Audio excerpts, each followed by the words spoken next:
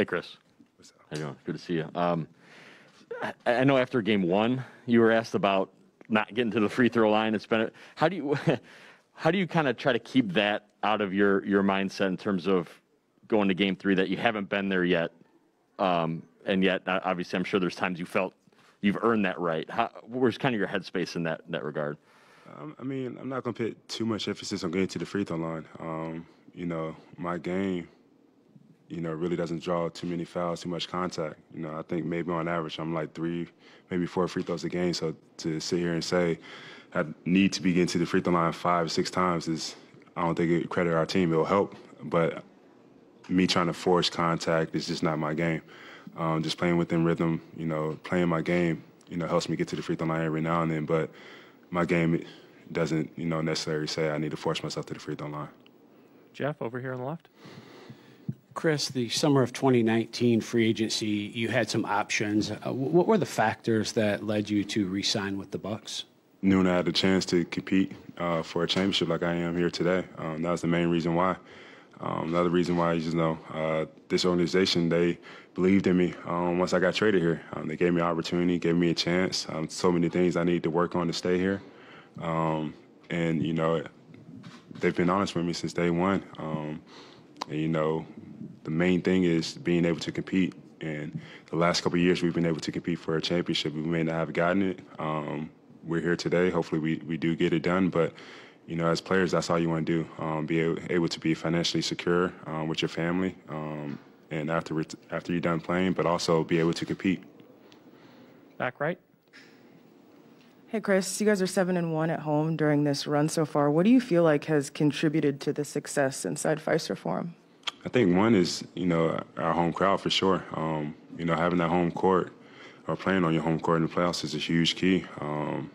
It's tough to win on the road always, and it makes it a little bit sweeter to win on the road. But, having that home court and that home base, home crowd behind you is huge for the adrenaline, just to give you that confidence, that extra burst, that extra energy. Brian in the middle.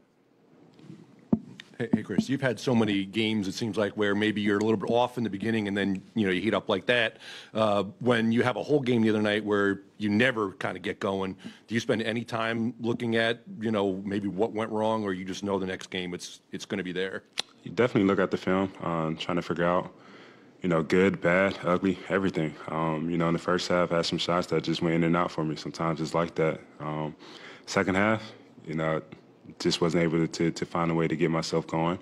And that's really all it was. Steve on the right. Hi, Khris. I've heard basketball people talk about how one's level of frustration is sort of inversely related to how much control you have over the outcome. So fans get really frustrated because they can't control anything. Coaches are somewhere in the middle, and players, you have the next game in your hands, in essence. Where would you put this team's frustration level from what you see and your own to this point?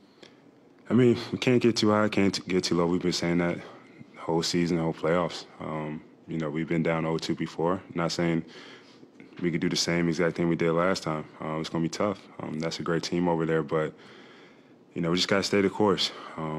Figure out the things that we did wrong, figure out the things we did do good, and, continue to do the things we do well and try to expand on that and limit the things that, we didn't do too well. Dave over here. Hey, Khris, on the Suns side of things, they're giving a lot of credit to Bridges for his length, athleticism, commitment to guarding you wherever you're going. What's that been like, that matchup been like for you for the first 2 games of the finals? He's a great defender. He's a great player. He had a hell of a game from them last game. Smart defender. They're a smart team. But I've seen a lot of different coverages, a lot of different guys on me, small to get up under me, tall and longer, so I can see their length. I don't focus on the defenders too much. I know what I can do with different guys. I feel like I have a game that, can score many different ways, attack and play make many different ways. So it's just on me to do those things. Tim, here on the left. You mentioned before the situation you guys are in against Brooklyn, coming back home down 0-2. I know it's obviously a different series, but how much does that give you guys any extra confidence knowing you've been through this situation before, or is it kind of a totally separate situation? A little bit of both. I mean, Game 1 in Brooklyn, I forgot how much we lost by. Game 2, we got smacked, embarrassed. A lot of people thought our season was done. We still believed in ourselves. We came back and, had a ugly, grinded out game that we found a way to win. Sometimes it's not going to be pretty. Sometimes it's going to be ugly. We just got to find a way to win one game at a time from here on out. On the right, Jim. Hey, Chris. You mentioned last game, some of them were in and out. There might have been 5 or 6. Have you liked your shots these last 2 games in terms of where you're getting and how they've looked? And does that mean you kind of want to keep doing that? Or is there some adjustment to be made in terms of where you're going and maybe what you're trying to do? No, I just play within the flow of the offense. Some of our offense success, I know where I'm going to get shots, but other than that, just play within the game. Not trying to put too much emphasis on, say, I need to get to this spot more, I need to stay away from here. I think that makes you easy to guard. I feel like I'm able to score in a lot of different ways in a lot of areas. So just playing within the offense, not trying to force things, but, just letting the game come to me. Vince in the back left. Hey, Chris, the last 2 series, you kind of started off slow, and Game 3 was kind of the turning point for you individually. What is it that you see that enables you to sort of make those quick adjustments on the fly and have those explosion games? Just seeing the different coverages and knowing where I can attack sometimes, knowing where I can get to my spots, or, just drawing a crowd. I can't really describe some of those games where I just got hot. Just found a rhythm and seemed like I couldn't miss a shot. But most nights I'm not like that. Sometimes I just have to be patient and let the game come to me. And that's all I can do for the most part. Over to Chris for Zoom questions. Hugh. Hi, Chris. Thanks for taking the time to talk to us.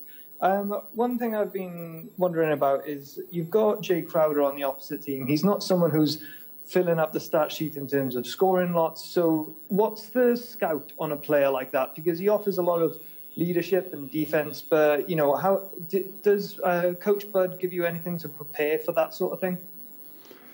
With, all their guys, you just have to be solid. They're a deep team.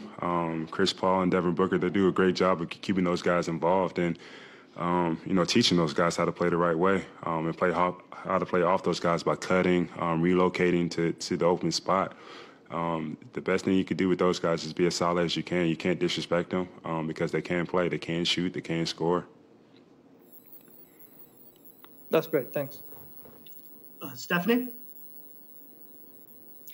Chris, you guys have played in Atlanta, you played in Phoenix. How much are you looking forward to playing on your home court finally before your fans here in the NBA Finals? Yeah, we can't wait. It seems like it's been a month since we've been back in our home building playing. We can't wait to see the crowd tomorrow night.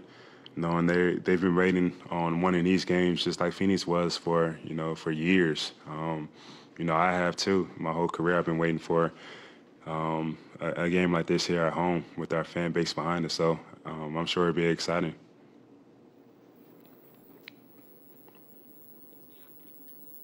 Let's go to Marquez. Hey, Chris, you talked about the shots going in and out for you. I took a look. I think 3 of your first 6 misses in the first half all just kind of rattled halfway down, come out. How much more frustrating, or how does that feel to see that happen over and over and over again, especially starting out in the first half?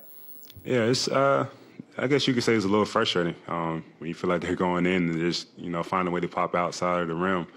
But you just got to stay with it, have a short memory. That's one thing I've had, especially this year, this playoff run, is I have a short memory with my shots, whether they're going in and out, because you can't make them all. Hopefully I won't miss them all, but just to stay the course, stay confident, and keep being aggressive. Thank you, Chris. Thanks.